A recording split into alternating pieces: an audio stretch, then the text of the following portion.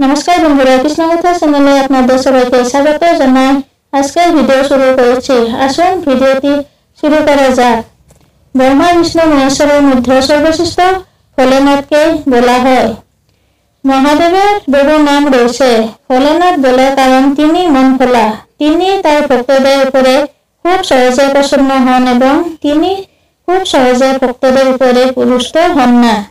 সামান্য গঙ্গাজল বেলপাতা বেল ফুলে মহাদেব সন্তুষ্ট। আশুতোষ এই কারণে তার নাম, কারণ তিনি অল্পতে সন্তুষ্ট। এই রকম মহাদেবের অনেক নাম রয়েছে। শিব পূজাতে আমরা মহাদেবকে অনেক কিছু নিবেদন করি, যেটি মহাদেবের পছন্দ। আর একটি বিষয় আপনারা দেখবেন, অন্যান্য দেবী এবং দেবতাদের তুলনায় হিন্দু ধর্মে মহাদেবের পূজায় কিন্তু সব থেকে আলাদা। মহাদেবের পূজা হয় মধ্যরাতে 4 প্রহরে, মহাশিবরাত্রি। মহাদেবের পূজাতে আমরা এমন উপকরণ ব্যবহার করি যেগুলি সাধারণত জপে জারে জঙ্গলে হয়। আর এইগুলোর শুধুমাত্র পূজার জন্য বা ধর্মীয় জ্যোতিগত ভাবে গুরুত্ব রয়েছে তা কিন্তু নয়। ঔষধগত ভাবেও গুরুত্ব রয়েছে, আরো আয়ুর্বেদিক গুরুত্ব রয়েছে। যে বিষয়টি জানাবো আজকে শিব রাত্রিতে এই 5টি ফল মহাদেবের নিবেদন করবেন। এতে আপনার মনের কামনা পূর্ণত হবে।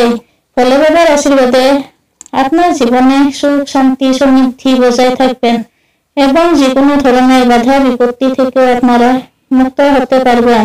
আসুন জেনে নেওয়া যাক আজকের ভিডিওর যোগে। প্রথমে যে ফলের কথা না বললে নয় সেটি হলো বেলফল। শিবরাত্রিতে মহাদেবের পূজাতে বেল পাতা এবং বেলফল অবশ্যই দিবেন। বেলফলকে মহাদেবের ফল বলা হয়। বেলের উৎপত্তি সম্পর্কে রয়েছে বহু পৌরাণিক গল্প।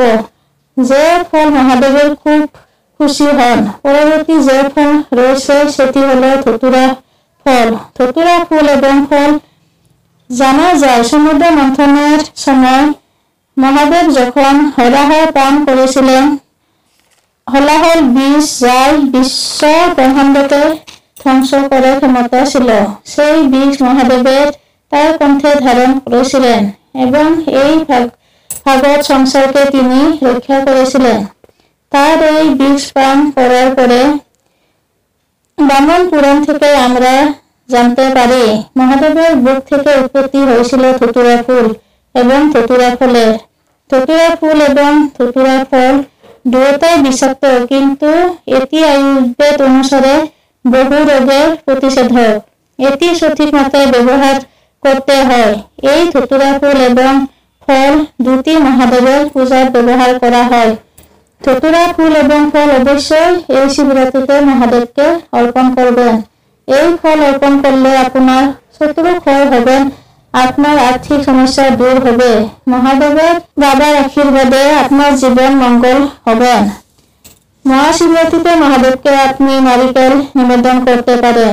নারিকেল কিন্তু গোটা নারিকেল হতে হবে।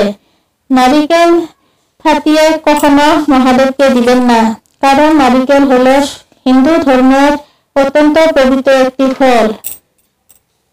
আপনারা দেখবেন বহু দেব দেবীর পুজোতে আমরা নারিকেল নিবেদন করি। নারিকেল ব্রহ্মা বিষ্ণু মহেশ্বর এই ত্রিদেবকে প্রতিনিধিত্ব করেন।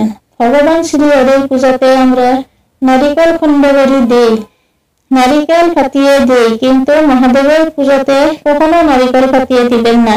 মহাদেবের পূজাতে যে ফলে দিবেন সেটি গোটা দিবেন। সেটি নারিকেল হতে পারে, সেটি বেল হতে পারে, বেল ফল ফাটিয়ে দিবেন না।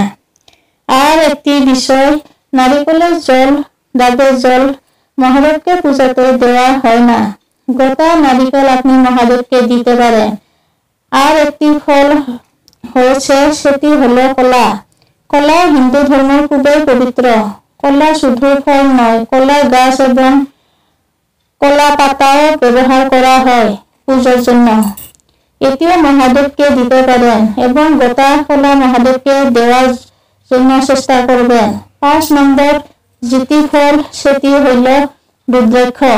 এই রুদ্রাক্ষ ফলে যে বীজ হয় সেটি হলো রুদ্রাক্ষর মালা আমরা ধারণ করি। রুদ্রাক্ষ মহাদেব শিবের চোখের জল থেকে তৈরি হয়েছিল এই গাছ, তাই মহাদেবের পুজোতে রুদ্রাক্ষ দিতে হয়।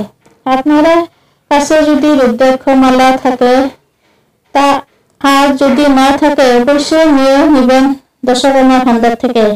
একটি রুদ্রাক্ষ হলেও কিন্তু মহাদেবের শিব রাত্রিতে দিবেন, এতে মহাদেব খুশি হবেন এবং মনের কামনা অবশ্যই পূরণ হবেন।